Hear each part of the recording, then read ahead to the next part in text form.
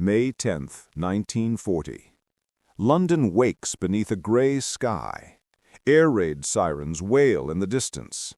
Across the Channel, German tanks roar through Belgium.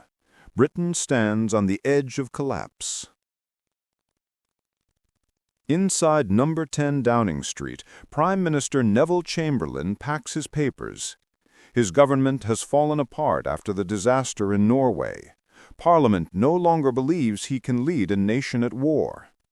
At 11 a.m., the telephone rings inside Winston Churchill's office at the Admiralty.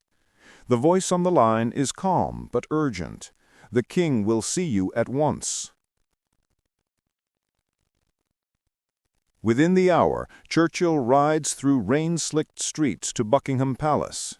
King George VI receives him in silence and offers 6 simple words. "I would like you to form a government." It is the moment Britain's fate turns. From that meeting forward, one man's voice will carry a nation through its darkest hour. In the spring of 1940, Britain was not ready for war. The previous year, Chamberlain had signed the Munich Agreement, believing he'd secured peace. Now his policy of appeasement lay in ruins. Germany had crushed Poland in a month. Denmark and Norway had fallen next. British troops sent to rescue them barely escaped with their lives. Public confidence evaporated. In Parliament, MPs openly rebelled. On May the 8th, Chamberlain barely survived a vote of no confidence, and by the 10th, he knew he was finished. That same morning, Hitler launched a blitzkrieg across the Low Countries. Belgium, Holland, and Luxembourg erupted under German bombs. France's front lines buckled. Britain needed a new leader immediately, someone strong enough to rally a terrified people. But even then, Churchill was not an obvious choice. Many conservatives still mistrusted him. He was the man who had warned against appeasement for years, often mocking his own party. He had made political enemies on every side. When the cabinet met to choose a successor, some urged Lord Halifax, the Foreign Secretary, to take the post. Halifax was respected, measured, and quietly open to negotiations with Hitler. But Halifax refused. He claimed ill health and insisted the country needed a leader in the House of Commons. That left one name on the list: Winston Churchill. When he arrived at Buckingham Palace that morning, Churchill was calm but somber. Later he would write, "I felt as if I were walking with destiny." He accepted the King's commission without hesitation and returned to Downing Street as Prime Minister. Outside, Londoners cheered his car, not because they trusted him yet, but because they sensed something new: fight. That evening, Churchill began forming a coalition government. He brought in labor leaders like Clement Attlee and Arthur Greenwood. He kept his political opponents close, knowing unity was Britain's only hope.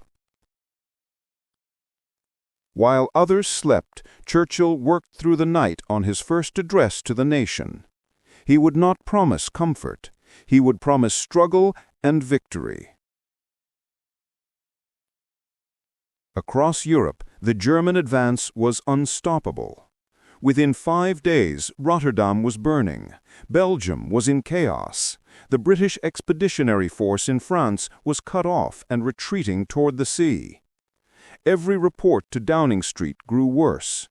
The War Cabinet met hour after hour in a bunker beneath Whitehall. Some ministers began to panic. They whispered about opening peace talks through Mussolini in Rome. Churchill listened, then slammed his fist on the table. "If this Long Island story of ours is to end at last, let it end only when each one of us lies choking in his own blood upon the ground." The room fell silent. From that moment, no one in that cabinet doubted who was in command.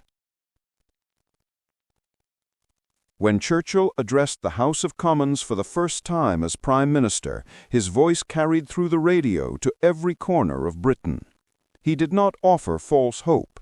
He said only, "I have nothing to offer but blood, toil, tears, and sweat." He promised that Britain would fight on the seas, in the air, and on the land, whatever the cost. Those words transformed fear into defiance, and defiance into unity. In the weeks that followed, Germany smashed through France. British troops fled to the beaches of Dunkirk. The situation looked hopeless. Yet under Churchill's leadership, something extraordinary happened. Rather than collapse, Britain stood taller. The Royal Navy mobilized a civilian fleet to rescue its army. Thousands of ordinary citizens crossed the Channel in small boats. It was chaotic, desperate, but it worked. 300,000 men escaped to fight again. When the news reached Downing Street, Churchill wept in private, then walked into Parliament and declared, "Wars are not won by evacuations."